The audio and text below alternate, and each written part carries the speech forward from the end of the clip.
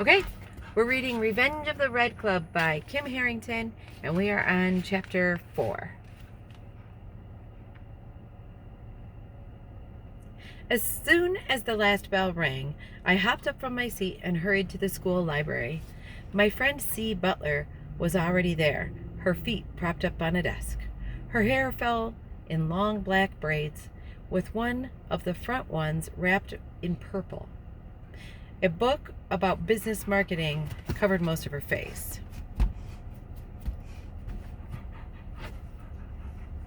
Even though the Red Club never technically had presidents, C ran the meetings this year. C's real name was Cynthia, but we'd started calling her CEO a couple years ago when she started her own business. Along the way, that got shortened to CEO and then eventually just C. She didn't mind the nickname. She said it was quicker to say than Cynthia, and therefore more efficient. I dropped my backpack on the floor and took the seat beside her. I've been meaning to ask you, how'd you do with that garage sale? C bought old jewelry at garage sales and cleaned it up. Then she took pictures of the pieces on cute models with flattering filters and resold it for much more online.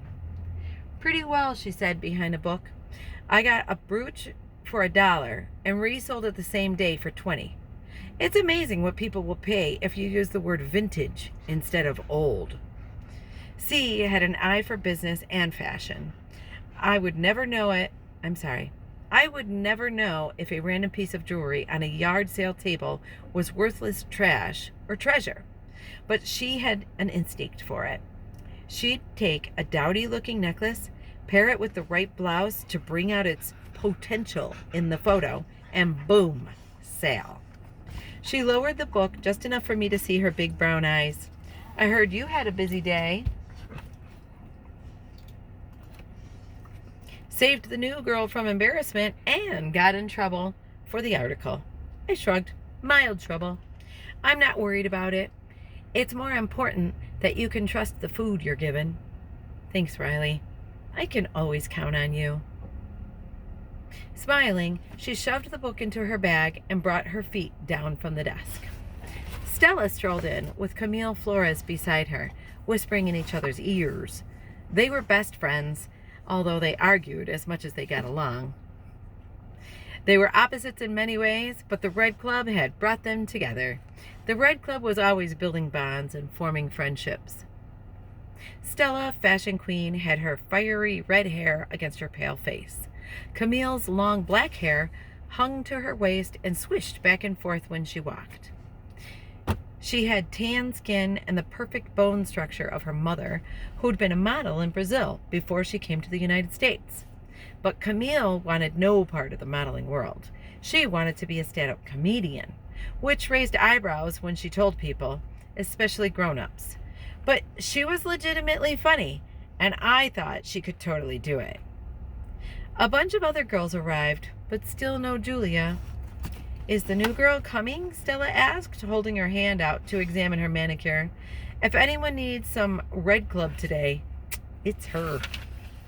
You didn't exactly help make her day shine with your comment about her clothes, I pointed out. Stella looked up at me. Well, I was right, wasn't I? If she had followed the rule, she wouldn't have had to deal with Brody taunting her all day and calling her Bloody Julia. He did? All day? I gritted my teeth. As if we had conjured him up by saying his name, Brody and one of his friends loudly stopped near the open double doors to the library. His friend, in full soccer gear, was holding a towel to his profusely bleeding face.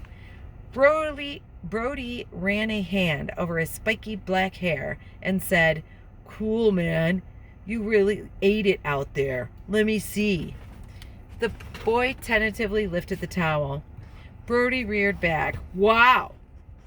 Bloody nose and a missing tooth. Oh, man." They continued toward the nurse's office while Brody's laughter carried down the hall. My hands curled into fists. Does anyone else see the irony in that? C snorted. Blood from a boy's nose and mouth in a horrific injury is cool, but blood from a girl in a natural monthly process is disgusting. And shameful, I added. He shamed her all day for something normal and natural. A giggling group of 7th graders piled in and sat in the back. Julia snuck in behind them, head down, eyes shifting around nervously. I knew she wouldn't want to be the center of attention, so I didn't mention anything about her induction. Call to order, I whispered to C. Nodding, C stood and clapped her hands. Good afternoon, Red Club members. Who wants the floor? A normally quiet 6th grader named Christy, who'd been inducted last month, raised her hand. My cramps are so bad.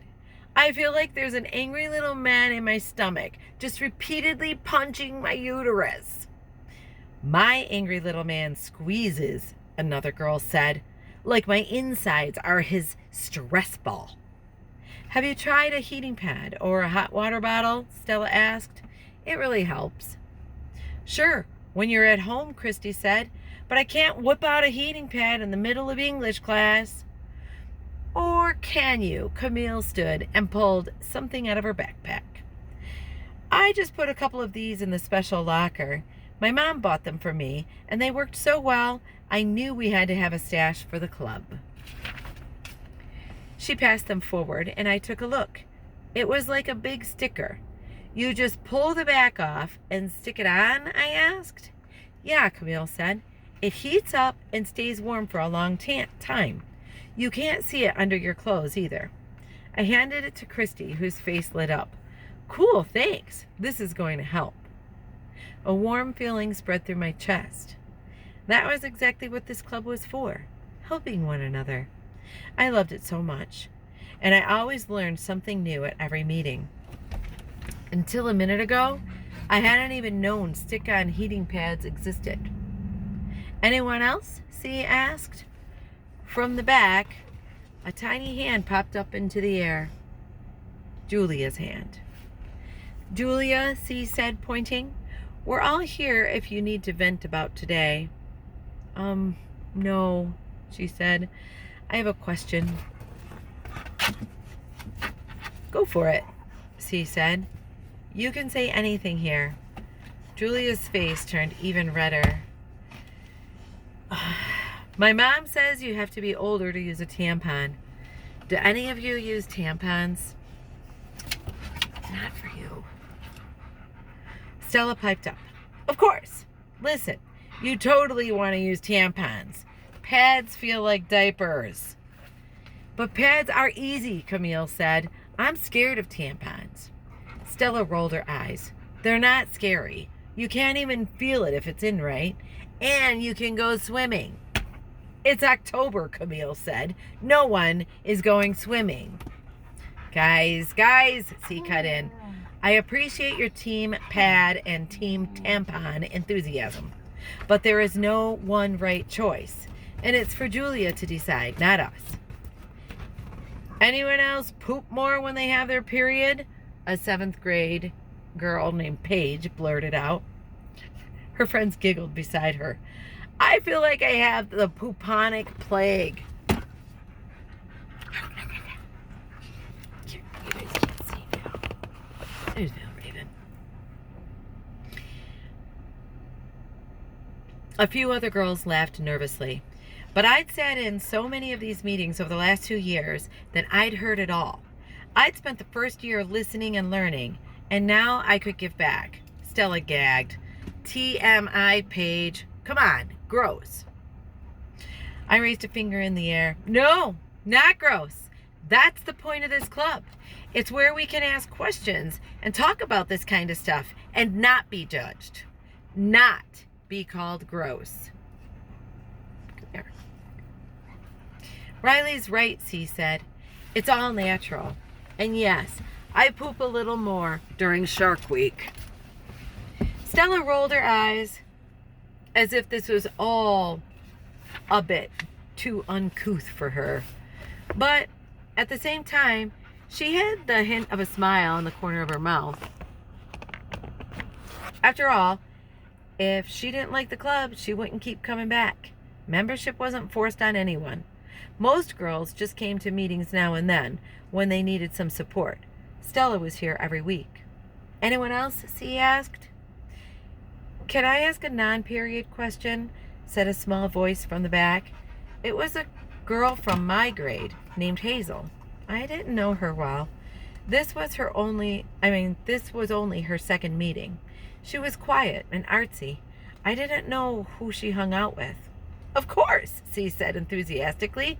We're here for support, for anything. Hazel took a deep breath.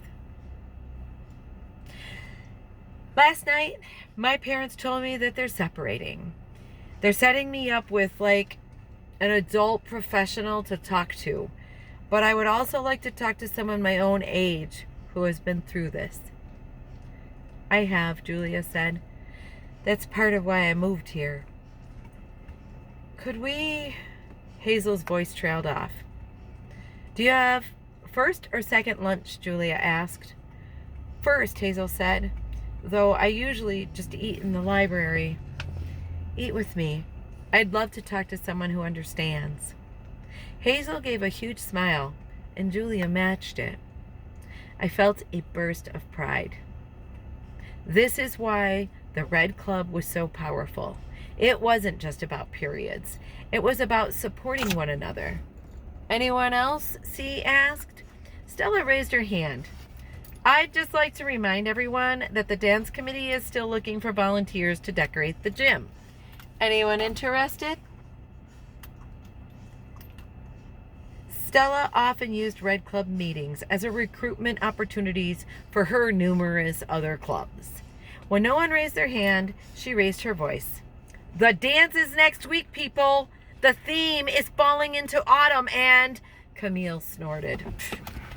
What out-of-touch teacher came up with that dumb theme? Stella narrowed her eyes so hard, I thought flaming arrows would dart out of them. I came up with that theme, and it's going to be beautiful.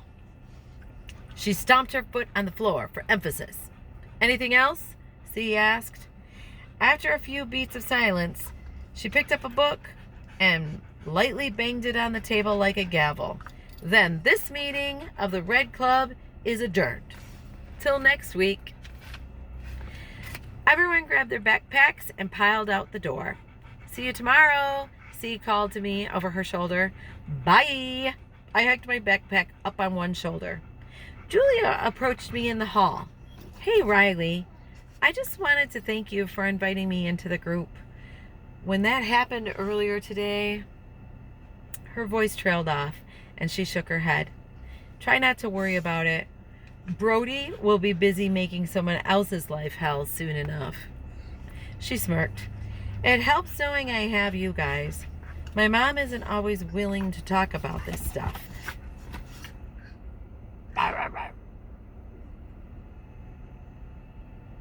She smirked. It helps knowing I have you guys.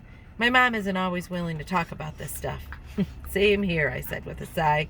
I wish they had a club like this at every school. I had so many friends at my old school who could have really used a Red Club. I hope you guys know how lucky you are. I bumped her with my hip. Well, you're one of us now, so you're lucky too. She smiled.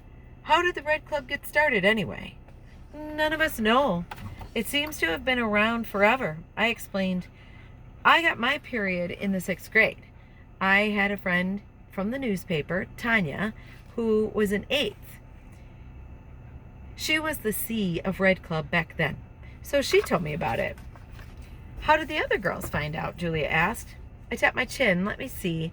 Stella went to the nurse to get something for cramps, and later that day there was a note in our locker. Stella told some of her friends. I told C. Lots of girls already knew about it from older sisters.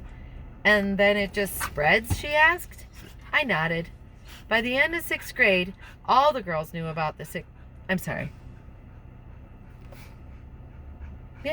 By the end of the 6th grade, all the girls knew about the club, whether they could join yet or not.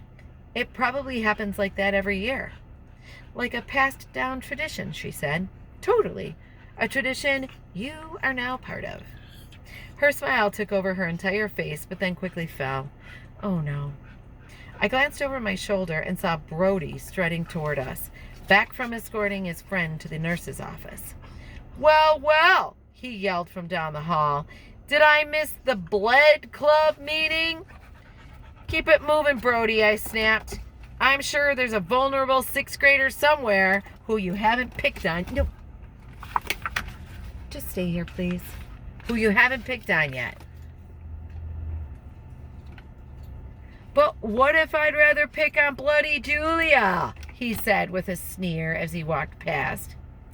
I should have flung one of my snappy comebacks, or even better, ignored him. But as Julia's face contorted to hold back tears, something else happened instead. My foot took on a life of its own, separate from my rational brain, and edged itself into Brody's path. He tripped, his arms flailing out as a strangled cry escaped from his mouth. He landed on the floor with a hard slap as his hands broke his fall. And then, because now even my mouth was betraying my brain's signals, I laughed. Brody scrambled up quickly, unhurt, but at my uncontrolled laughter, his face turned bright red. He pointed a finger at me and promised, "You'll pay for that." As he staggered away, I looked down at my traitor of a foot. That wasn't me. I fought with words, not body parts. And then I glanced at Julia. Just a minute ago, she'd been full of happiness and gratitude. Now, she looked scared. That's the end of chapter 4 of Revenge of the Red Club. Hey, come here. Oh, look at you. You already chewed your leash right off. This is Val Raven, people. Let me show you.